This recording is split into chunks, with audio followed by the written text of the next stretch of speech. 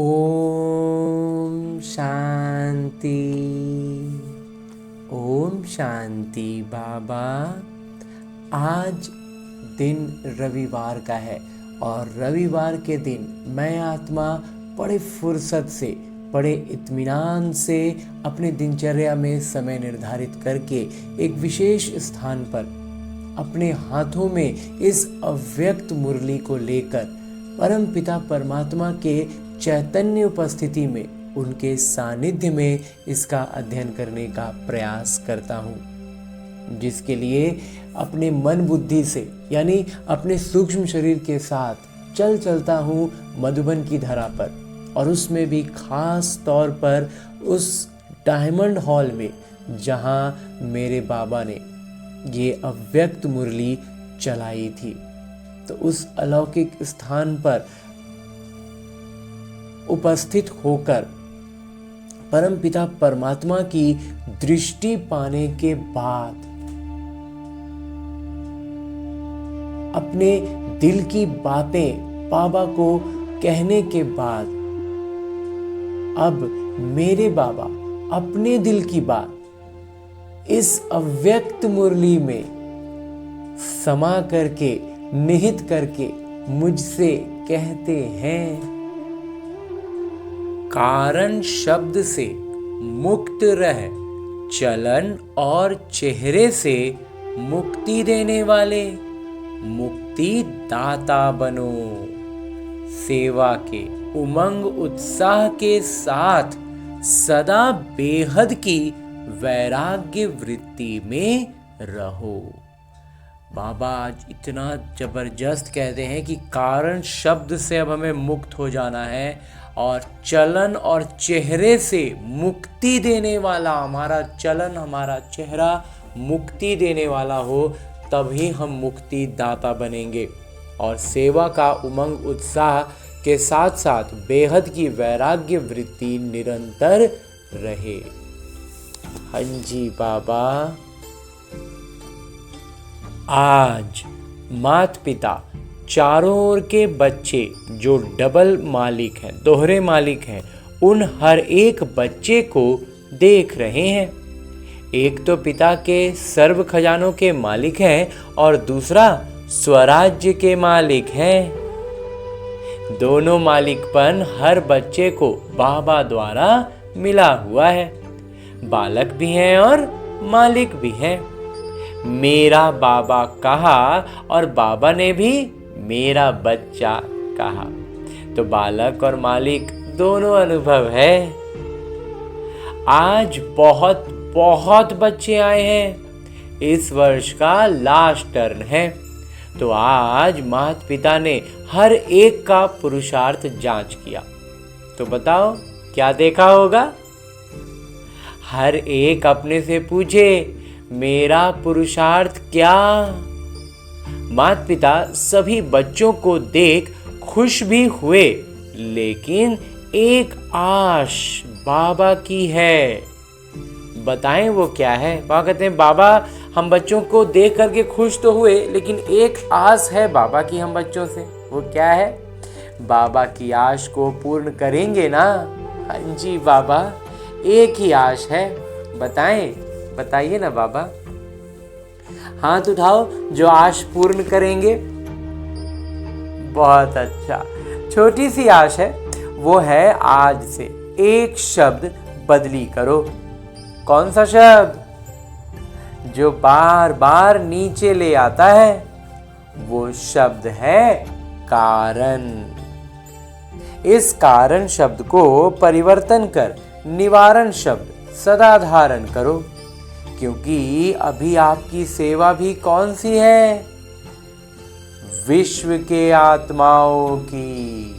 सबकी समस्या का कारण निवारण कर, निवारण करते ही निर्वाण धाम में ले जाना है, क्योंकि आप सभी मुक्तिदाता हो। तो अब औरों को भी मुक्ति दिलाने वाले हो। खुद तो मुक्ति पा ही रहे हैं, दूसरों को मुक्ति दिलाने वाले हो, तो स्वयं भी कारण को निवारण करेंगे। तब औरों को मुक्ति दिला सकेंगे, निर्वाण में भेज सकेंगे। तो ये एक शब्द का अंतर करना मुश्किल है कि सहज है? सोचो। कारण को निवारण में बाबा कहते चेंज कर देना, परिवर्तन कर देना मुश्किल है या सहज? सहज ही है बाबा। जितना निश्चय, जितना बाबा पर हमारा ज्ञान की स्पष्टता, उतना ज़्यादा सहज है। और जितना स्पष्टता में कमी है, निश्चय में कमी है, उतना मुश्किल है। आज जो भी आए हैं वो अपने अपने स्थान पर देख रहे हैं, सुन रहे हैं। उन सभी से माता पिता एक शब्द का परिवर्तन चाहते हैं, क्योंकि कारण ही नीचे ले आता है। बाबा कहते हैं इस कारण शब्द से बाबा चाहते हैं कि वो परिवर्तन हो, और ये कारण ही हमें नीचे लाता है। कारण में तो आधा कल्प रहे, अभी निवारण करने का समय है। निवारण और निर्वाण मुक्ति। तो आज बाबा को ये देने की हिम्मत है? बाबा कहते हैं आज ये बाबा को दे दो, हिम्मत है? लास्ट टर्न है ना। सभी उमंग उत्साह से आए हैं और माता पिता एक एक को मुबारक दे रहे हैं। सोने की, खाना खाने की मुश्किल भी है, लेकिन सब स्नेह से, स्नेह के प्लेन ने आप सबको मधुबन में पहुंचा दिया है। वह कहते हैं खाने का, सोने का थोड़ा दिक्कत हो रहा होगा, उस समय तक व्यवस्था जितनी भी हो, जैसी भी हो, लेकिन बाबा का प्रेम में सब आसानी से वहाँ पहुँच भी गए, मधुबन भी पहुँच गए, और वहाँ पर भी कोई तकलीफ का एहसास नहीं कर रहे हैं। माता पिता हर एक का स्नेह देख हर एक को पदम गुना दिल का स्नेह दे रहे हैं। लेकिन स्नेह में आप क्या करते हो? बाबा कहते हैं लेकिन स्नेह का मतलब क्या हुआ, क्या करते हो? जिससे स्नेह होता है ना, उसको स्नेह में सौगात भी दी जाती है। बाबा कहते हैं स्नेह करते हो बाबा से, तो बाबा को फिर सौगात भी दो। तो आज माता पिता सौगात में ये कारण शब्द लेना चाहते हैं। बाबा कहते हैं आज बाबा सौगात लेना चाहते हैं, और वो सौगात में क्या लेना चाहते हैं? ये कारण शब्द। ये आश माता पिता की पूर्ण करनी है ना। हाँ जी बाबा, पूरा पूरा पूर्ण करेंगे बाबा। इस आस को अधूरा नहीं रहने देना है बाबा। फिर हाथ उठाओ, यहाँ ही छोड़कर जाना है। बिल्कुल बाबा, आज सूक्ष्म शरीर के साथ डायमंड हॉल में है, और उस डायमंड हॉल में ही बाबा के सम्मुख, बाबा के सानिध्य में इस कारण शब्द का त्याग कर दिए बाबा। यहाँ गेट से निकलो तो कारण शब्द समाप्त हो।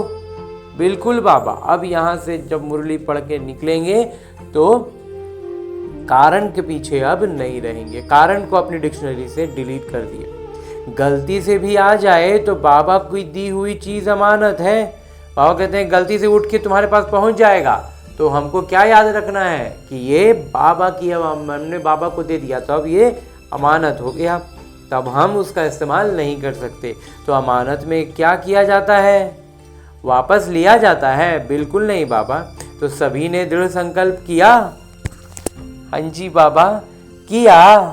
हाथ उठाओ, फिर से पीछे वाले हाथ हिलाओ। आज शांतिवन में करीब 28 से 29 हजार भाई बहने अंदर बाहर बैठकर मुरली सुन रहे हैं। डायमंड हॉल के अंदर, और अंदर में नहीं हटे तो बाहर भी बैठे हुए हैं। पूरे बाहर के जो लॉन है सब में बैठकर बच्चे मुरली सुन रहे हैं। बाबा कहते हैं और सभी हाथ हिला रहे हैं। अच्छा, बहुत अच्छा, क्योंकि अभी समय अनुसार आपके पास क्यू लगेगी। बाबा कहते हैं अब तो समय वो आ रहा है ना, इतना निकट अब आ गया है ये समय। ये तो 2009 का मुरली है और अभी 2026 आ गया है। अप्रैल लगभग, मार्च खत्म, आधा से ज़्यादा हो गया, तो लगभग 20 में से, मतलब लगभग 20 साल से थोड़ा ही कम समय हुआ है। तो इतना और समय बीत चुका है इस अव्यक्त मुरली के बाद भी, तो अब तो क्यू लगने का एकदम समय आ गया है। अब बाबा कहते हैं ये जो क्यू लगने की, लाइन लगने की बात है, ये क्यों लगेगी? किस लिए क्यू लगेगी? हे मुक्तिदाता मुक्ति दो। बाबा कहते हैं ये जो लाइन लगनी है किस लिए लगनी है? मुक्ति के लिए। तो देने वाले मुक्तिदाता, पहले आप इस एक शब्द से मुक्त बनेंगे तब तो मुक्ति दे सकेंगे। बाबा कहते हैं कि आप मुक्तिदाता, हमें मुक्तिदाता का किरदार निभाने के लिए बाबा चुन रहे हैं, हमें निमित्त बना रहे हैं। तो हम पहले अपने आप को तो इस कारण वाले शब्द से निकले, इससे मुक्त हो, इस एक शब्द से तो मुक्त बनेंगे तब तो मुक्ति दूसरों को दे सकेंगे। निमित्त बनने के लायक भी तो बनना होगा ना। निमित्त करेंगे सब कुछ बाबा, करावनहार वही होंगे, लेकिन करणहार के लिए भी तो कुछ तो एलिजिबिलिटी चाहिए ना। तो इसलिए हमें इस बात की पूरी पूरी सजगता रखनी है। हाँ जी बाबा। माता पिता यही चाहते हैं कि अभी इस वर्ष का होमवर्क यही रहे कि मुझे मुक्ति दिलाना है, क्योंकि समस्याएं दिन प्रतिदिन बहुत बढ़नी हैं। बाबा कहते हैं दिन प्रतिदिन जो लौकिक दुनिया हम देख रहे हैं ना, इसमें समस्याएं बढ़नी ही हैं। हमारे किरदार में, हमारे आसपास की आत्माओं में, हर तरफ समस्याएं बढ़ेंगी। वो मुक्ति चाहेंगे तो हमें उस किरदार में आना है, हमें उस रोल के हिसाब से अपना कहना अलौकिक गेटअप लेना है, सेटअप पूरा तैयार कर लेना है। तो उसके लिए बाबा कहते हैं ये होमवर्क रहे कि मुझे खुद मुक्त बनना है और मुक्ति दिलाना है, क्योंकि समस्याएं दिन प्रतिदिन बहुत बढ़नी है। तो समस्या समाधान रूप में बदल जाए, हमारी अवस्था से क्या होगा? समस्या समाधान में बदल जाएगा। मेहनत और समय समस्या मिटाने में नहीं लगे। बाबा कहते हैं ना मेहनत लगे और ना समय लगे समस्या को मिटाने में। एक दृष्टि से समस्या निस्तानाबूत हो जाए, समाप्त हो जाए। जैसे विकर्म विनाश का अनुभव हम कर रहे हैं ना, परिस्थिति के रूप में सामने आता है, और परमात्मा गुणवत्ता और शक्तियों से भरपूर होकर जब हम उस पर अपनी प्रतिक्रिया देते हैं तो वो विकर्म वहीं के वहीं उसी क्षण भस्म हो जाता है। बिल्कुल वैसे ही एक क्षण में बाबा कहते हैं समस्याएं समाप्त होनी चाहिए, एक क्षण में, दूसरा क्षण ना लगे। बाबा कहते हैं अपने खुद मुक्त रहने का इतना अभ्यास होगा कि हम दूसरों का कर पाएंगे। अब हमें उस अवस्था में जाना है, अब बस वही सेवा का समय बचा हुआ है। समस्या मिटाने में मेहनत और समय ये दोनों नहीं लगना चाहिए। क्या आपको अपने भक्तों की और समय की पुकार सुनाई नहीं देती? दे रही है बाबा। तो अभी समय अनुसार क्या परिवर्तन करना आवश्यक है? और कहते हैं तो अभी का समय के हिसाब से क्या परिवर्तन करने की सबसे ज्यादा आवश्यकता किस परिवर्तन की है? क्योंकि अभी हर एक को अनुभवी मूर्त बन कोई ना कोई अनुभव कराने की आवश्यकता है। और कहते हैं हर एक को अनुभवी मूर्त बनना है, हर एक ब्राह्मण बच्चे को बाबा कह रहे हैं, और कोई ना कोई अनुभव कराने की आवश्यकता है। तो बाबा अभी चाहते हैं कि आप सबका चेहरा, चलन ऐसा स्पष्ट दिखाई दे कि ये मुक्तिदाता के बच्चे मुक्ति देने वाले हैं। बाबा कहते हैं कि बाबा अभी चाहते हैं कि आप सबका जो चेहरा है ना, वो जो चलन है वो ऐसा स्पष्ट दिखाई दे कि हर एक आत्मा, अभी 2-4 दिन पहले बाबा ने कहा था ना, ऐसा आईना बनना है कि जिसमें सामने जो आत्मा है ना वो अपने आत्मिक स्वरूप में स्थित हो जाए। हम इतना आत्मिक स्थिति में स्थित हों। तो बस आज उसको फिर से बाबा अव्यक्त में स्पष्ट कर रहे हैं कि बाबा अभी चाहते हैं कि आप सबका चेहरा, चलन ऐसा स्पष्ट दिखाई दे कि ये मुक्तिदाता के बच्चे मुक्ति देने वाले हैं। हम आत्माएं, हम जो निमित्त बन रहे हैं वो मुक्ति देने वाले हैं और हम मुक्तिदाता के बच्चे हैं। ये दोनों ही साक्षात्कार कहें या हमारी स्थिति का प्रभाव कहें, उन पर पड़े। आपके मस्तक से चमकते हुए सितारे का अनुभव हो, सिर्फ सुनाने से नहीं लेकिन चेहरे से ही अनुभव हो, क्योंकि अनुभव नजदीक ले आता है। वह कहते हैं अब सुनाने का समय अब नहीं रहा, अब हमारा स्थिति उनको अनुभव कराएगा, और जब अनुभव करेंगे ना तो वो बहुत तेजी से, बहुत जल्दी करीब आ जाएंगे और बहुत ज़्यादा निकट आ जाएंगे। तो ये अनुभव चेहरे और चलन से दिखाओ। जैसे देखो, विज्ञान के साधन अनुभव कराते हैं ना, विज्ञान का तो साधन सब अनुभव कर रहे हैं। अभी गर्मी का सीजन है तो गर्मी और सर्दी का अनुभव करा रहे हैं ना। जैसे गर्मी में क्या एसी का सिस्टम आ गया है, तो साइंस क्या कर रहा है, गर्मी के मौसम में सर्दी का एहसास करा देता है। तो बाबा कहते हैं वो अनुभव करा रहे हैं ना। तो जब साइंस के साधन अनुभवी बनाते हैं तो क्या साइलेंस की पावर, शक्ति का अनुभव नहीं करा सकती? कहते हैं तो फिर शांति की जो शक्ति है वो अनुभव नहीं करा सकती है। तो माता पिता अभी बच्चों से यही चाहते हैं कि अनुभव की स्थिति में स्थित रह नयनों से, मस्तक से कोई ना कोई शक्ति का अनुभव कराओ। बाबा आज फिर कह रहे हैं, अभी दोबारा बाबा ने अपनी चाहत बताई, फिर बाबा आज एक चाहत हमसे रखते हैं। बाबा कहते हैं कि माता पिता अभी बच्चों से यही चाहते हैं। फिर अभी बाबा अपनी चाहत आज हमें स्पष्ट करके बतला रहे हैं कि अनुभव की स्थिति में स्थित रह नयनों से, मस्तक से कोई ना कोई शक्ति का अनुभव कराओ। सुनी हुई बात सुनने के समय अच्छी लगती है, लेकिन फिर कोई समस्या आती तो भूल भी जाते हैं, लेकिन अनुभव जीवन भर तक भूलता नहीं है। बाबा कहते हैं सुनी सुनाई बात होगी ना, सिर्फ सुनाते रहेंगे ना, तो वो जब बात आएगी, जब परिस्थिति आएगी तो वो भूल जाएंगे, लेकिन अनुभव अगर हो गया ना तो बाबा कहते हैं वो अनुभव जीवन भर भूलता नहीं। कोई भी नहीं भूलता है अपने अनुभवों को। तो हमें जो अनुभव कराना है, उस अनुभव को जब वो पालेंगे तो फिर वो भूलेंगे नहीं, तेज़ी से आगे आएंगे, नज़दीक आएंगे, और वो भी बाबा का प्यार पाएंगे और उसका एवजा भी हमें भी मिलेगा।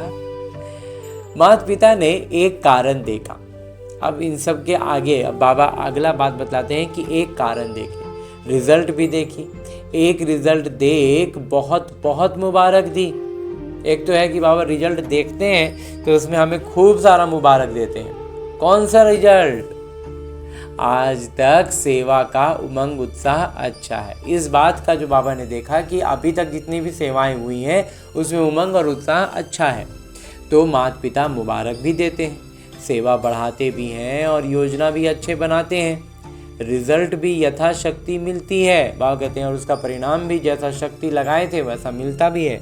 लेकिन एक बात अनुभव कराने के लिए अपने में अटेंशन देना पड़ेगा। बाबा कहते हैं अब यहाँ एक बात पर ध्यान देना है कि अब अनुभव कराने की बात जब बाबा कहते हैं तो उसमें अपने आप पर हमें बहुत ज़्यादा, अपनी स्थिति का बहुत ज़्यादा ध्यान रखना होगा।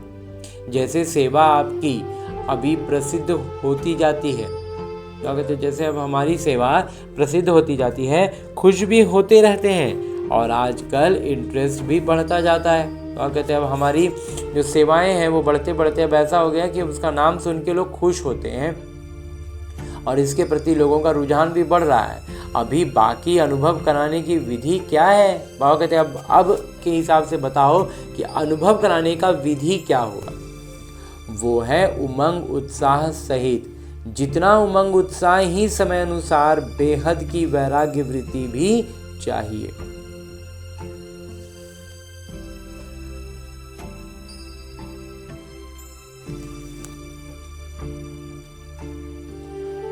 बाबा कहते हैं कि वो है उमंग उत्साह सहित। जो विधि बाबा कहते हैं कि बाकी अनुभव कराने की विधि क्या होगी, तो बतलाते हैं कि वो है उमंग उत्साह सहित।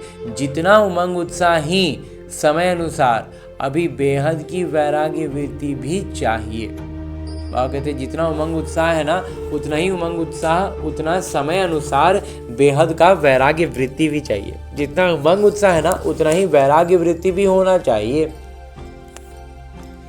आगे बाबा कहते हैं कि वैराग्य पुरुषार्थ में कोई समस्या रूप बनता है तो उसका कारण है बेहद के वैराग्य वृत्ति में कमी। और कहते हैं पुरुषार्थ में कोई समस्या बन रहा है तो उसमें सबसे पहला चीज़ है वो है बेहद का वैराग्य वृत्ति का कमी। अब बेहद का वैराग्य चाहिए, बेहद का वैराग्य सदा काल चलता है। जब बेहद का वैराग्य होगा ना, वो सदा काल चलेगा। अगर समय पर होता है तो समय नंबर 1 हो जाता है और आप नंबर 2 में हो जाते हो। और कहते हैं, और अगर समय के प्रभाव में आकर के समय के अनुसार हम करते हैं ना, तो फिर नंबर 1 समय हो जाएगा, हम तो पीछे हो जाएंगे ना, नंबर 2 में आ जाएंगे ना। इसलिए बाबा कहते हैं कि बेहद का वैराग्य विधि सदा काल का हो।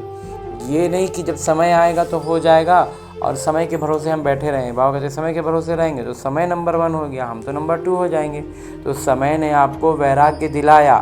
बेहद का वैराग्य सदा काल का होता है। हम नंबर 2 क्यों हो गए? क्योंकि समय ने हमें वैराग्य दिलाया। जब परिस्थिति बन गई तो हम वैराग्य हो गए। तो वो बाबा कहते हैं वो उसका श्रेय फिर समय को मिल गया ना, हमें नहीं मिलेगा। इसलिए बाबा कहते हैं कि बेहद का वैराग्य जो है वो सदा काल का होता है। एक तरफ उमंग उत्साह खुशी और दूसरी तरफ बेहद का वैराग्य। बेहद का वैराग्य सदा न रहने का कारण, बाबा कहते हैं अब बेहद का वैराग्य सदा नहीं रहता है, उसका कारण क्या है? माता पिता ने देखा कि कारण है देह अभिमान। देह शब्द सब बातों में आता है, जैसे देह के संबंध, देह के पदार्थ, देह के संस्कार, देह शब्द सब में आता है। और विशेष देह अभिमान किस बात में आता है? जो देही अभिमानी से देह अभिमान में ले जाता है। और कहते हैं सबसे विशेष तौर पर कौन सा एक बात है देह अभिमान का, जो हमें आत्माभिमानी स्थिति में हम आने की कोशिश करते हैं लेकिन हमें वापस खींच के देह अभिमान में ले जाता है। और वो अब तक माता पिता ने जांच किया कि मूल कारण पुराने संस्कार नीचे ले आते हैं। और बाबा ने जब जांच करके किया तो हमें ये बतलाते हैं, बाबा जांच करके बतलाते हैं कि मूल कारण होता है हमारा पुराना संस्कार, वही हमें वापस देह अभिमान में ले आता है। संस्कार मिटाए हैं लेकिन कोई ना कोई संस्कार नेचर के रूप में अभी भी काम पर काम कर लेता है। और कहते हैं हमने ऐसा नहीं कि अपने पुराने संस्कारों को मिटाने की कोशिश नहीं किया या हटाया नहीं है। बाबा कहते हैं बहुत किया है, लेकिन कोई सूक्ष्म स्तर पर जो है ना, इस ब्रह्मा कुमार को इस चीज़ का बहुत ज़्यादा अनुभव हो रहा है। जो बाबा की जब कह रहे हैं कि कोई ना कोई महीन स्तर पर कहें तो नेचर के रूप में, जिसको अरे तो एकदम ऐसे ना एकदम पता भी नहीं चला हम कब से हो गया क्या हो गया, लेकिन वो चीज़ नेचर वाला जिंदा रह गया था। वो कहते हैं कोई ना कोई संस्कार नेचर के रूप में अभी भी काम कर लेता है। जैसे देह अभिमान की नेचर नेचुरल हो गई। वो कहते हैं जैसे देह अभिमान का नेचर क्या हो गया है, एकदम नेचुरल हो गया है। शरीर के भान में ही रहते हैं हर कोई। तो जब हम अज्ञान में थे तो बढ़िया से थे, अब उसको मिटाने की कोशिश कर रहे हैं, लेकिन आदत तो वैसे ही हो गया ना। बाबा कहते हैं वो स्वाभाविक हो गया है। ऐसे ही देही अभिमानी का नेचर नेचुरल गाई हुई है। बाबा कहते हैं अब हमारा आत्माभिमानी स्थिति में रहना हमारा स्वाभाविक स्वभाव बन जाए। कहते हैं हमने खत्म किया है लेकिन एकदम बीज को भस्म नहीं किया है, एकदम उसका महीन एकदम सूक्ष्म स्तर पर, बीज स्तर पर बाबा कहते हैं खत्म नहीं किया है। इसलिए समय आने पर वो देह अभिमान के संस्कार इमर्ज हो जाते हैं। तो वो क्या अंकुरित हो जाता है। जब परिस्थितियाँ ऐसी आती हैं तो वो अंकुरित हो जाता है और वो हम वापस देह अभिमान में चले जाते हैं। तो अभी आवश्यकता है इस देह भान की नेचर को पावरफुल देही अभिमानी की शक्ति से वंश सहित नाश करने की। बाबा अब क्या कह रहे हैं कि अब जो है ना इस देह भान का जो नेचर हम करते रटते रहते हैं ना, मेरा नेचर बाबा कहते हैं उस देह भान का नेचर को अब इस शक्तिशाली देही अभिमानी यानी आत्माभिमानी शक्तिशाली शक्ति से इस अब देह भान के वंश सहित नाश कर देने का आवश्यकता है। क्योंकि बच्चे कहते हैं चाहते नहीं हैं लेकिन अभी कभी निकल जाता है। और कहते हैं अब बच्चों का यही कहना है कि अब चाहते नहीं है बाबा, अब हमारे अंदर से इच्छा बिल्कुल नहीं होती ऐसी चीज़ों का, जो हम परवश टाइप का हो जाते हैं और कर देते हैं, लेकिन चाहते नहीं है लेकिन कर देते हैं। तो वो क्या है, कभी कभी निकल आता है। क्यों निकलता है? अंश है तो वंश होके निकल जाता है। बाबा कहते हैं पुराना देहभान का अंश बचा हुआ है तो वो वंश के रूप में अंकुरित हो जाता है और निकल आता है। तो अभी आवश्यकता है शक्ति स्वरूप बनने की। तो इसलिए बाबा कहते हैं अब क्या करना है, शक्ति स्वरूप बनना है। स्वाभाविक जो बाबा की गुणवत्ताएं जो है ना, शांति का, प्रेम का, इन सब संस्कारों को हमने इमर्ज करने का प्रयास करते हैं, पुरुषार्थ करते हैं और उसमें हम काफ़ी हद तक आगे आए भी हैं। लेकिन अब बाबा कहते हैं आवश्यकता है शक्ति स्वरूप बनने का, शक्तियों को जागृत रखने का है। आधार है अपने आप को जांच करो। बाबा कहते हैं शक्ति स्वरूप बनने का आधार है अपने को जांच करो कि किसी भी स्वरूप में अंश मात्र भी पुराने देह भान का संस्कार रहा हुआ तो नहीं है। बाबा कहते हैं इसका आधार क्या होगा कि किसी भी रूप में, किसी भी स्वरूप में अंश मात्र भी पहले जांच करो कि पुराना देह भान, पुराना संस्कार रहा हुआ तो नहीं है, और वो खत्म होगा बेहद की वैराग्य वृत्ति से। बाबा कहते हैं और अगर है तो वो फिर खत्म कैसे होगा, बेहद की वैराग्य वृत्ति से। सेवा देख सुन माता पिता खुश होते हैं, लेकिन जब बाबा की यही चाहत है कि जैसे सेवा की फलक झलक अब लोगों को दिखाई देती है, अब हम सेवा जो करेंगे वो तो लोगों को दिखाई देगा ना, लेकिन अब अनुभव होता है सेवा का, ऐसे बेहद की वैराग्य वृत्ति का प्रभाव हो, अब उनको अनुभव हो। अब सेवा देख रहे हैं, वो फलक महसूस कर रहे थे, अब बाबा कहते हैं अब अनुभव होता है कि सेवा, अभी तक सेवा का अनुभव होता है, तो ऐसा बेहद का वैराग्य वृत्ति का प्रभाव हो, क्योंकि आजकल सेवा द्वारा आपकी प्रशंसा बढ़ेगी, आपकी प्रकृति दासी होगी। बाबा कहते हैं अब समय इस स्तर पर जाना है ना कि अब सेवा का प्रशंसा हो, फिर उसका भी भान नहीं आना चाहिए, लेकिन बाबा कहते हैं प्रकृति दासी होगी, अनुभव करेंगे, साधन बढ़ेंगे। और कहते हैं अब ये चीज़ का भी अनुभव करेंगे कि साधन भी बढ़ता जाएगा, लेकिन बेहद की वैराग्य वृत्ति से साधन और साधना का बैलेंस रहेगा। बाबा कहते हैं अनुभव करेंगे और साधन जब बढ़ेंगे तो क्या होगा, बेहद की वैराग्य वृत्ति से साधन और साधना का बैलेंस रहेगा। जैसे आप लोग प्रवृत्ति में रहने वालों को दृष्टांत देते हो कि सब कुछ करते कर्म योगी कमल पुष्प के समान रहो। जैसे प्रवृत्ति मार्ग वालों को हम अपना उदाहरण देते हैं ना कि सब कुछ करते हम कमल फूल समान रहते हैं, तो ऐसे आप सभी को भी सेवा करते साधन मिलते साधना और साधन का बैलेंस रहेगा। और कहते हैं ऐसे ही क्या करना है, आप सभी को भी सेवा करते हुए साधन भी मिलता रहेगा और उसमें हमें साधना और साधन का संतुलन रखना है। तो आजकल एडिशन सेवा के साथ बेहद की वैराग्य वृत्ति भी आवश्यक है। चलते फिरते भी अनुभव करें कि ये विशेष आत्माएं हैं। बाबा कहते हैं हमारा चाल चलन चेहरा से ये चीज झलके कि ये विशेष आत्माएं हैं, ये हमारी वैराग्य वृत्ति से अनुभव करें। सिर्फ योग में बैठने के समय नहीं कि हम योग में बैठे हैं तो हम स्थिति है हमारी, जब लौकिक किरदार में आए तो स्थिति नहीं रहे, नहीं। इसलिए तो इस ब्रह्मा कुमार का शुरू से यह अनुभव, ये मंथन रहा, चलते फिरते काम करते बाबा ने एकदम स्पष्ट कहा है कि हमें याद में रहना है। तो वो स्थिति हमारे किरदार में रहते हुए हमें इस किरदार से बाहर आना है ना। जब हम छुट्टी लेकर एकदम अमृत वेला बैठ के योग कर रहे हैं, उस वक्त कर रहे हैं तो फिर भी एक ठीक है, वो भी बुरा नहीं है, लेकिन वो एक बस उस समय के लिए रह गया ना।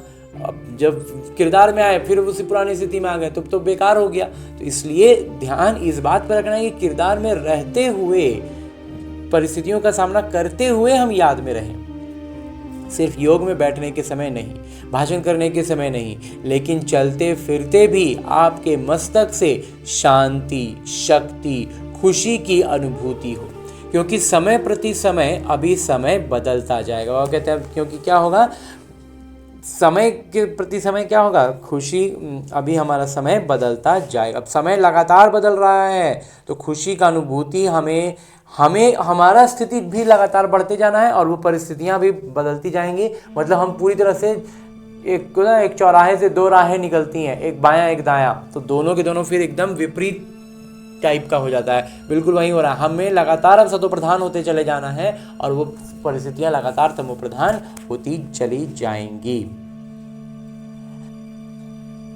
तो माता पिता ने समय प्रति समय इशारा तो दे दिया है, लेकिन आज विशेष माता पिता एक तो बेहद के वैराग्य की तरफ इशारा दे रहे हैं। इसके लिए अभी अपने को जांच करके देही अभिमानी बनने में जो देह अभिमान का विघ्न है, अनेक प्रकार के देह अभिमान का अनुभव है, इसका परिवर्तन करो। और दूसरी बात, बहुत समय का भी अपना सोचो। वह कहते हैं और दूसरी बात है कि बहुत समय का भी अपना सोचो।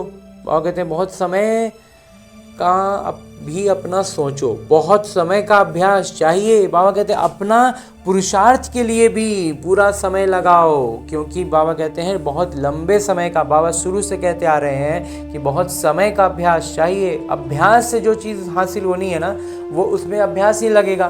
तो इसीलिए तो इस ब्रह्मा कुमार को अनुभव रहा, मंथन रहा कि दिन प्रतिदिन जो हमारे सामने छोटी बड़ी परिस्थितियाँ आती हैं, उसमें हम जितना अभ्यास करते चले जाएंगे, हमारी स्थिति भी ऊंची होगी और हमारा अभ्यास भी बढ़ा रहेगा, हम निपुण महसूस करेंगे। तो बहुत समय पुरुषार्थ, बहुत समय का प्रारब्ध, जितना समय का हमारा पुरुषार्थ चल रहा है ना, उतना समय का प्रारब्ध रहेगा, बस सब चीज़ पदम गुना हो जाएगा। अगर अभी बहुत काल का अटेंशन कम देंगे तो अंतिम काल में बहुत काल का जमा नहीं कर सकेंगे। टू लेट का बोर्ड लग जाएगा। इसलिए माता पिता आज दूसरे वर्ष के लिए होमवर्क दे रहे हैं। बाबा कहते हैं जब टू लेट का बोर्ड लग जाएगा ना, तो फिर हम जो बाबा के बच्चे भी हैं ना, वो भी फिर अभ्यास का समय फिर तब नहीं रहेगा। जितना अभ्यास कर रहे हैं, कुछ गलतियां हो जाती हैं, फिर से कोशिश करते हैं, फिर से शुरू करते हैं, तो ये सब कुछ हम कर रहे हैं, मतलब गिर रहे हैं, उठ रहे हैं, गिर रहे हैं, उठ रहे हैं, ये सब अभ्यास भी हमारा चल रहा है। अच्छा बुरा तेज धीमा जो भी चल रहा है, ये तब तक जब तक टू लेट का बोर्ड नहीं जाएगा। जब टू लेट का बोर्ड लग जाएगा तो बाहर वाली आत्माएं जो ज्ञान को नहीं समझी, बाबा का परिचय नहीं पाई हैं, फिर वो परिचय, ज्ञान और पुरुषार्थ नहीं करेंगे, वो फिर सिर्फ साक्षात्कार होगा और अंतिम सीन वाला हिसाब होगा। और जो ब्राह्मण बच्चे होंगे, जो पुरुषार्थी बच्चे होंगे, वो फिर उसके आगे पुरुषार्थ नहीं कर सकेंगे। जिसका जो जिस समय का जितना किरदार है ना, जैसा पुरुषार्थ है ना, उसी अनुसार फिर वो आगे चलेंगे। बाबा कहते हैं इसलिए जो अटेंशन कम देंगे, उनका अंतिम काल में बहुत काल जमा नहीं कर सकेंगे, क्योंकि टू लेट का बोर्ड लग जाएगा तो माता पिता टू लेट का बोर्ड लग जाएगा, इसलिए अब उसके बाद फिर जमा नहीं कर सकेंगे। इसलिए माता पिता आज दूसरे वर्ष के लिए होमवर्क दे रहे हैं। अगला साल के लिए बाबा हमें होमवर्क दे रहे हैं। तो ये देह अभिमान सब समस्याओं का कारण बनता है। और फिर बच्चे रमणीक है ना, और कहते हैं ये जो देह अभिमान है, ये सब समस्याओं का कारण बनता है। और बच्चे कितने रमणीक हैं, उसमें क्या करते हैं, उसमें भी बाबा को फुसलाते हैं। ये ब्रह्मा कुमार को बड़ा अजीब लगता है जब बाबा को कुछ बच्चे अजीब अजीब से बहाने बतलाते हैं, तो बाबा को भी दिलासा दिलाते हैं। बच्चे बाबा को दिलासा दिलाते हैं कि समय पर हम ठीक हो जाएंगे। अभी बाबा ने बतलाया कि समय अगर ठीक करेगा ना, तो समय को नंबर 1 हो जाएगा, हम नंबर 2 हो जाएंगे। फिर भी बच्चे बाबा को दिलासा दिला रहे हैं कि बाबा समय आएगा ना तो सब ठीक हो जाएंगे। माता पिता कहते हैं कि क्या समय आपका शिक्षक है? समय पर ठीक हो जाएंगे तो आपका शिक्षक कौन हुआ? आपका क्रिएशन समय आपका शिक्षक हो, ये अच्छा लगेगा। और कहते हैं समय हमारा क्रिएशन है, हम सतो प्रधान दुनिया सतयुग की समय को ला रहे हैं, हमारी रचना है वो, और वो हमारा शिक्षक बने, ये अच्छा लगेगा? बिल्कुल नहीं अच्छा लगेगा ना। इसलिए समय को आपको नजदीक लाना है। आप समय को नजदीक लाने वाले हैं, समय पर रहने वाले नहीं। समय को शिक्षक नहीं बनाओ। हाँ जी बाबा, अच्छे से समझ गए बाबा कि समय आएगा तो करने वाली स्थिति जो बच्चों की होती है वो अलग हो गए। और बाबा कह रहे हैं हम समय को लाने वाले बच्चे हैं, हमें उस श्रेणी में रहना है, उस बात की सजगता रखनी है। समय के भरोसे नहीं रहना है। समय हमारा क्रिएशन है, हमारी रचना है, तो वो हमारा शिक्षक बने। बाबा कहते हैं ये बिल्कुल अच्छा नहीं, बाबा को अच्छा नहीं लगेगा। तो माता पिता आज यही बार बार इशारा दे रहे हैं कि स्वयं को जांच करो, बार बार जांच करो और परिवर्तन करो। बहुत काल का परिवर्तन बहुत काल के प्रारब्ध का अधिकारी बनाता है। तो कोई बच्चा चाहे अब तक ढीला ढाला पुरुषार्थी हो, लेकिन लास्ट नंबर वाले बच्चे से भी बाबा का स्नेह है। स्नेह है तब तो बाबा का बना है, बाबा को पहचाना है। मेरा बाबा तो कहता है, इसलिए समय पर नहीं छोड़ो। बाबा कहते हैं लास्ट नंबर का ही बच्चा है ना, तो भी समय पर नहीं छोड़ो। बाबा का तो बच्चा है, तभी बाबा को पहचाना है, तभी तो मेरा बाबा कहता है ना, समय आएगा नहीं, हमको संपूर्णता का समय समीप लाना है। माता पिता के विश्व परिवर्तन के कार्य के आप सभी साथी हो। बाबा कहते हैं माता पिता का विश्व परिवर्तन का ये जो कार्य चल रहा है, इसमें हम बाबा के साथी बन रहे हैं। अकेले पिता कार्य नहीं कर सकते, बच्चों का साथ है। बाबा इतने निरहंकारी हैं तो कहते हैं कि वो अकेले थोड़ी करेंगे, हम बच्चों का साथ लेते हैं। हम बच्चों का ये सौभाग्य हो जाता है कि बाबा हमारा साथ लेकर के विश्व परिवर्तन करते हैं। बाबा तो कहते हैं पहले बच्चे आगे बच्चे। तो अभी अगर दूसरे वर्ष में आना ही है तो ये होमवर्क करके रखेंगे, करेंगे। हाँ जी बाबा, करेंगे बाबा। हाँ, हाथ उठाओ। अच्छा, पीछे वाले भी हाथ उठा रहे हैं। देखो, आज संख्या बढ़ गई है, तो माता पिता ने बच्ची को इशारा दिया कि चक्कर लगा के देख कर आओ, कहाँ कहाँ सोए हैं, कैसे लाइन में खाते हैं, लंबी लाइन, लेकिन सबके चेहरे पर खुशी है। मधुबन में तो है, वह कहते हैं सोने में कहाँ कहाँ कैसे कैसे सब सोए, खाने के लिए कितनी लंबी लाइन लगी। बाबा कहते हैं एक बार चक्कर लगा के देख के आओ, देखे कि सब लाइन में तो है, लेकिन सबके चेहरे पर खुशी है कि मधुबन में तो है ना। लेकिन ये खुशी मधुबन में ही छोड़ के नहीं जाना, साथ ले जाना। बाबा कहते खुशी को छोड़ के मत चल जाना, खुशी को साथ ले जाना। माता पिता ने वतन में बैठे आप सबके सोने का, खाना खाने की क्यू का नज़ारा देखा। बाबा वतन से ही सब देख रहे थे। माता पिता को ऐसा संकल्प होता है कि अभी भी रजाइयों की, गदेलों की बरसात पड़ जाए, अभी वो सब का भी दिक्कत है तो वो सब भी एकदम भरपूर हो जाए, परंतु ये भी मौजों का मेला है। बाबा कहते हैं थोड़ा दिक्कत हो रहा है, लेकिन ये भी मौज, बाबा की याद का मौज में मेला लगा है। और अच्छी तरह से माता पिता ने देखा, जहाँ भी मिले, जैसे भी मिला है, जिसको जो मिला, जहाँ मिला, जैसा मिला, सब मेजॉरिटी अच्छी तरह से पास हैं। ताली बजाओ। बाबा कहते जिसको जो मिला, जहाँ मिला, जैसे मिला, सब मौज में थे, सब खुश थे, और इसमें ज़्यादातर बच्चे पास हो गए। इसलिए बाबा कहते हैं ताली बजाओ। लेकिन ये होमवर्क भूलना नहीं। बाबा कहते हैं यहाँ तक तो ठीक है, लेकिन अभी आगे का जो होमवर्क बाबा दे रहे हैं उसको भूलना नहीं है। इसमें ताली नहीं बजाते होमवर्क में ताली नहीं बजता है। माता पिता और विशेष ब्रह्मा बाबा हमेशा बच्चों को मधुबन का श्रृंगार कहते हैं। तो आप सब मधुबन में आए। माता पिता भी साकार रूप से इतने परिवार को देख खुश हैं। सहन करना पड़ा है, लेकिन वो सहन सदा के लिए सहन शक्ति बढ़ाएगा। और कहते हैं माता पिता ने देखा कि सहन तो करना पड़ रहा है, लेकिन अभी का ये जो हम छोटा मोटा चीज़ सहन कर रहे हैं ना, ये हमारी सहन शक्ति को बढ़ा रहा है। सभी खुश हो ना? हाँ जी बाबा, तकलीफ तो नहीं हुई? बिल्कुल नहीं बाबा। और देखो इतने परिवार में पानी फिर भी मिलता रहा है। और कहते हैं लेकिन एक चीज़ देखें, ध्यान दिए कोई, कि इतना मधुबन में भीड़ होता है लेकिन पानी नहीं घटता है। सभी ने पानी यूज़ किया ना, थोड़ा कम है तो ध्यान रखना पड़ेगा। और कहते हैं लेकिन अपनी तरफ से सजगता रखनी है ना, पानी को बर्बाद नहीं करना है, सबको उपलब्ध हो जा रहा है, ये बहुत खुशी की बात है ना।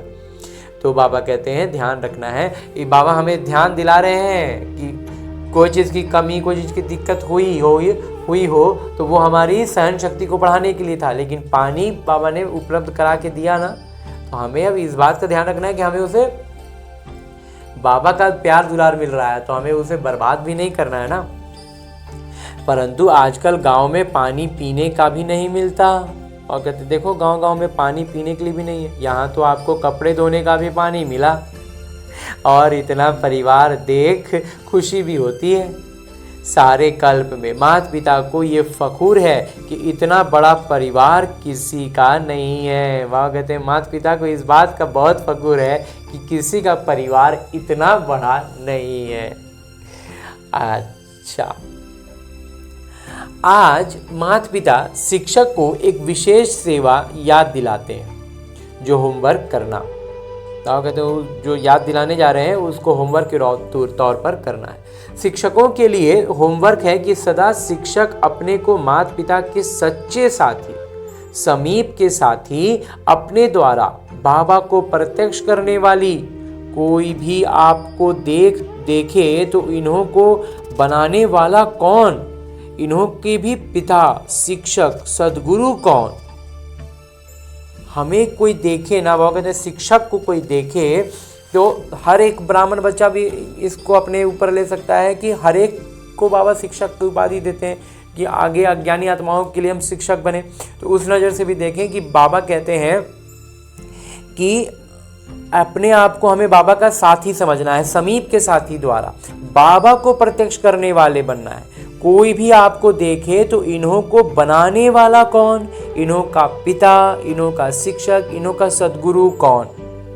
आपको नहीं देखे, बाबा को देखे। इसी स्वमान में ये 6-7 महीने जो मिलना है ये होमवर्क करना। फिर माता पिता पूछेंगे कि हर एक ने कितने % में किया। बाबा कहते हैं ये 6-7 महीना इस बात का पूरा सजगता रखो कि जो भी कोई हमें देखे तो वो हमें नहीं देखे, बाबा को देखे। ज़्यादा समाचार नहीं पूछेंगे कितना % ये होमवर्क किया, बस एक ही सवाल कि ये होमवर्क जो था वो कितना % किया। आप नहीं दिखाई दें, बाबा दिखाई दें। इसमें सब धारणा आ जाती है। बाबा कहते हैं कि बाबा की प्रत्यक्षता हम करें, हम दिखाई नहीं दें, बाबा दिखाई दें। अगर ऐसा हम कर पाते हैं तो सब तरह की धारणा में हम संपूर्ण हो गए, तब तो ये होगा ना। तो बाबा कहते हैं इसलिए इसमें सब धारणा आ गया। तो ध्यान अब एक ही चीज़ पर रखना है कि हम दिखाई नहीं दें, बाबा दिखाई दे। मधुबन वालों को भी माता पिता याद प्यार तो दे ही रहे हैं, लेकिन मधुबन वाले भी चारों तरफ के ये समझें कि मधुबन का एक एक रत्न विशेष बाबा को प्रत्यक्ष करने के निमित्त है। तो सारा समय मधुबन वाले ऐसे मनसा सेवा, कर्मना सेवा और सबको बाबा समान बनाने का एग्जाम्पल बन के दिखाएं, खुद भी बने और दूसरों के लिए उदाहरण बने कि कैसे बाबा समान बनना है और दूसरों को बनाना है। तो मधुबन वालों को ये रिजल्ट देनी है कि बाबा समान बनने का नक्शा अपने में दिखाया। बाबा कहते हैं बाकी हम बच्चों को, मधुबन वालों को बाबा विशेष ये होमवर्क दे रहे हैं कि ये रिजल्ट देना है कि बाबा समान बनने का नक्शा जो है वो उनके ऊपर से नजर आए, उन ब्राह्मण बच्चों से नजर आए। तो हम सब का परमानेंट एड्रेस क्या है? मधुबन है ना। हर ब्राह्मण बच्चे को बाबा ने परमानेंट एड्रेस मधुबन दिया है, तो हम सब मधुबन वाले हो गए ना। तो बस इस बात का भान में आना है और हमें भी बाबा को प्रत्यक्ष करने का क्या क्या मार्ग है, क्या क्या बातें हैं वो हमसे दिखाई दे, झलके। हर एक के मुख से निकले वाह बाबा के बच्चे वाह। और आप सभी क्या करेंगे?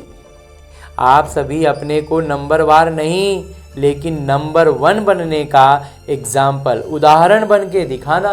बाबा कहते हैं नंबरवार मत रहना। अब इस बार सब कोई नंबर 1 बनने का, बनना तो बनना, उदाहरण बन के दिखलाना। नंबरवार बनने में मज़ा नहीं है, बनना है तो नंबर 1। हाँ जी बाबा, नंबरवार बन के क्या क्रम में लाइन में लग के क्या होगा बाबा? तो फिर मज़ा थोड़ी है। नंबर 1 बन के दिखाओ ना, बनना है बाबा। नंबरवार बनना क्या बड़ी बात। तो सभी विन और 1 ये रिजल्ट सुनाना। वहाँ कहते तो हम रिजल्ट में बाबा विन और 1 सुनना चाहते हैं। अच्छा, सभी तरफ के माता पिता के दिल तख्त नशीन और भ्रिकुटी के तख्त नशीन और भविष्य के भी राज्य तख्त नशीन ऐसे माता पिता के सिकिलदे पदम पदम गुना भाग्यशाली बच्चों को सदा अपने नयनों द्वारा रूहानियत का अनुभव कराने वाले और चेहरे द्वारा सदा खुशकिस्मत मन सदा खुशी में नाचता रहे। कोई भी सामने आवे अनुभव करे कि इन जैसी खुशी कहीं भी नहीं है और सबक यानी पाठ सीख के जाए। ऐसे हर बाबा के बच्चे अपने द्वारा बाबा का मुख द्वारा बाबा का परिचय देते हो, लेकिन नयनों और चेहरे द्वारा बाबा का साक्षात्कार कराने वाले ऐसे चारों ओर के बच्चों को जिन्होंने पत्र भेजे हैं, ईमेल किया है, सभी के माता पिता के पास पहुँचे हैं। जिन्होंने जिस भी साधन से भेजा हो, साधन तो बाद में पहुँचते हैं, दिल की आवाज़ सबसे पहले बाबा तक पहुँच जाती है। तो जिस समय आपने संकल्प किया ना, उसी समय बाबा के पास पहुँच गया, इसलिए बहुत बहुत मुबारक हो। इसलिए अब लौकिक चिट्ठी ईमेल पहुँचा कि नहीं पहुँचा कोई फ़र्क नहीं पड़ता है, बाबा को हमारा दिल का संकल्प बाबा तक पहुँच गया, इसके लिए बाबा हमें मुबारक देते हैं। देश विदेश के सब बच्चों को बाबा दिल के स्नेह का रिस्पॉन्ड दे रहे हैं। तो चारों ओर के बच्चों को माता पिता पदम गुना दिल का दुलार, दिल का प्यार दे रहे हैं और सभी को नमस्ते कह रहे हैं। हाँ जी बाबा, हम रूहानी बच्चों की ओर से रूहानी माता पिता को याद, प्यार और प्रणाम। धन्यवाद बाबा, धन्यवाद। मुरली के लिए भी धन्यवाद और इस अनूठे अलौकिक ब्राह्मण जीवन के लिए भी बहुत बहुत बहुत धन्यवाद बाबा, बहुत धन्यवाद। और आगे मेरे बाबा वरदान दे रहे हैं। वरदान देते हुए मेरे बाबा कहते हैं कि कर्म करते हुए कर्म के बंधन से मुक्त रहने वाले सहज योगी स्वतः योगी भव। बाबा कहते हैं कर्म करते हुए कर्म के बंधन से मुक्त रहने वाले सहज योगी स्वतः योगी भव।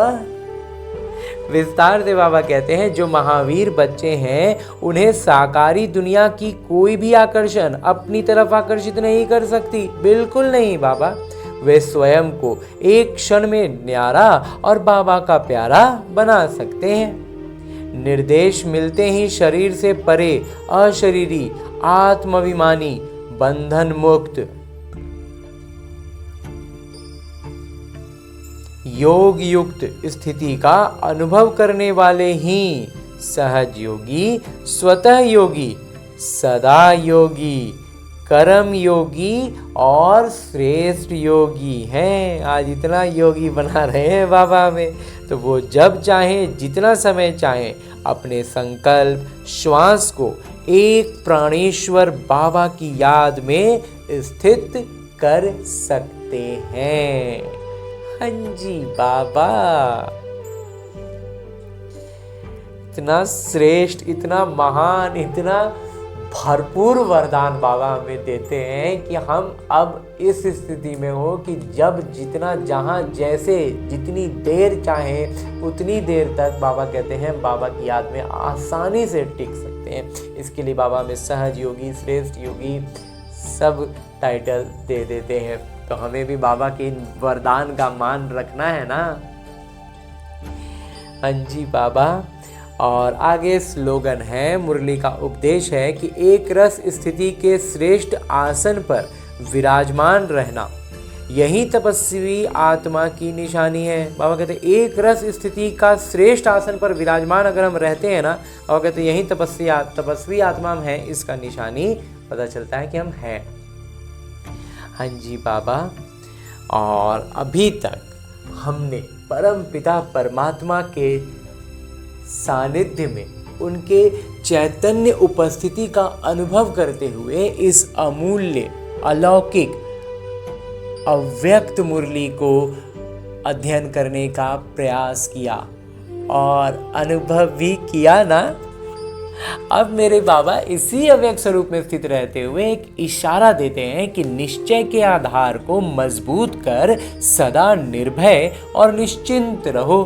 जितना ज़्यादा निश्चय का आधार मजबूत होता जाएगा हम निर्भय होंगे, और निर्भय का मतलब हो गया निश्चिंत हो जाएंगे। और ये होने के लिए, निश्चिंत रहने के लिए, निर्भय बनाते हुए हर दिन बाबा हमें अलग अलग इशारे दे करके हमें अधिक निर्भय और अत्यंत निश्चिंत कर रहे हैं। और उसके लिए आज जो बाबा इशारा दे रहे हैं वो ये है कि ये निश्चय व स्मृति और समर्थी रखो कि अनेक बार बाबा के बने हैं व मायाजीत बने हैं। तो अब बनना क्या मुश्किल है। बाबा कहते हैं जब हम अनेक, इस बात का निश्चय रखो और स्मृति रखो कि हम तो अनेक बार बने हैं ना, अनेक बार मायाजीत बने हैं, तो अब बनना क्या मुश्किल है। क्या ये स्मृति स्पष्ट नहीं कि मुझ श्रेष्ठ आत्मा ने विजयी बनने का किरदार अनेक बार निभाया है। बाबा कहते हैं अभी तक का अपना स्थिति से, अपना पुरुषार्थ से, अपना बहुत कुछ से अब हमें ज्ञान की स्पष्टता से नहीं पता चल रहा है कि हमने ये विजयी होने का किरदार कई बार निभाया है। तो जब इतना स्पष्ट है तो इस बार में क्या मुश्किल है। कुछ मुश्किल नहीं है बाबा।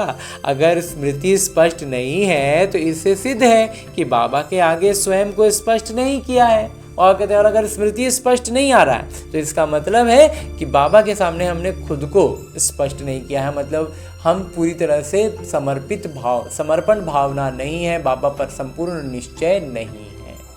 तो जब संपूर्ण निश्चय होगा, बाबा के प्रति अपना पूर्ण समर्पण होगा, तब फिर हमें स्पष्ट पता चलने लगेगा कि हमने विजयी होने का किरदार कई बार निभाया है। तो अभी भी हम आसानी से निभाएंगे, आराम से उस पद पर विजयी हो ही जाएंगे। हो जीत हमारी, विजय हमारी हुई पड़ी है। हाँ जी बाबा। और अब हमने परमपिता परमात्मा का इतना श्रेष्ठ ज्ञान मुरली को उनकी चैतन्य उपस्थिति में अध्ययन किया, उनसे वरदान प्राप्त किया।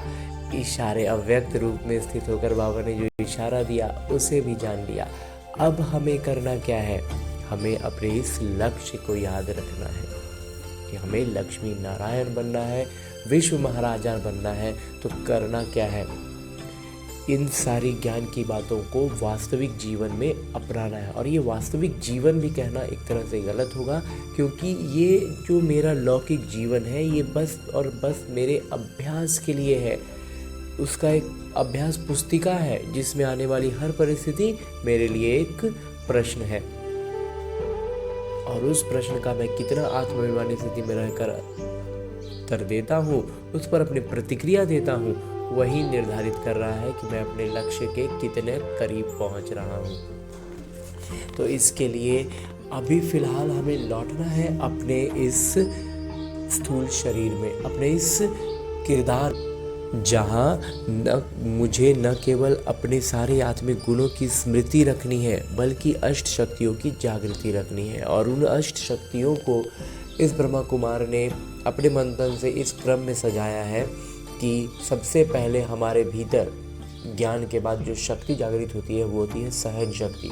जब हम ज्ञान की महीन बातों को नहीं समझ पाते हैं, कुछ स्पष्ट नहीं हो पाता है, या जहाँ पर भी जिस भी परिस्थिति में हम स्पष्टता में थोड़ा भी उलझते हैं, तो अगर लेकिन निश्चय पूरा होता है तो हम सहन शक्ति की जागृति के साथ हर परिस्थिति को पार कर पाते हैं। उसके बाद जो जागृत होती है वो होती है परखने की शक्ति, और उसी के साथ साथ निर्णय करने की शक्ति। अब निर्णय क्या करना है, निर्णय करने के लिए हमारे पास 5 शक्तियाँ हैं कि हमें इन 5 में से कौन सी शक्ति का इस्तेमाल करना है। तो इसमें सबसे पहला इस ब्रह्मा कुमार को लगता है कि है समेटने की शक्ति। समेटने की शक्ति का अर्थ है, इस ब्रह्मा कुमार का मंथन रहा है कि सबसे पहले जो आती है वो है समेटने की शक्ति। समेटना क्या है, अपने उन पुराने संस्कारों को जो रावण के प्रभाव में बने हैं। दूसरा है समाने की शक्ति, वही सारी संस्कार जो अन्य आत्माओं में, संबंध संपर्क की आत्माओं में रावण के प्रभाव में पनपे हैं, विकसित हुए हैं और वो उनसे घिरे हुए हैं, तो उनकी उनको उस नज़र से हम देख पाए, इसके लिए हमें शक्ति जो चाहिए वो है समाने की शक्ति। तो उनके रावण के प्रभाव में बने संस्कारों को समाने की शक्ति। उसके बाद जो आती है वो है संकीर्णता की शक्ति। संकीर्णता की शक्ति का अभिप्राय इस ब्रह्म कुमार के मंथन के अनुसार है कि जहां पर हमारा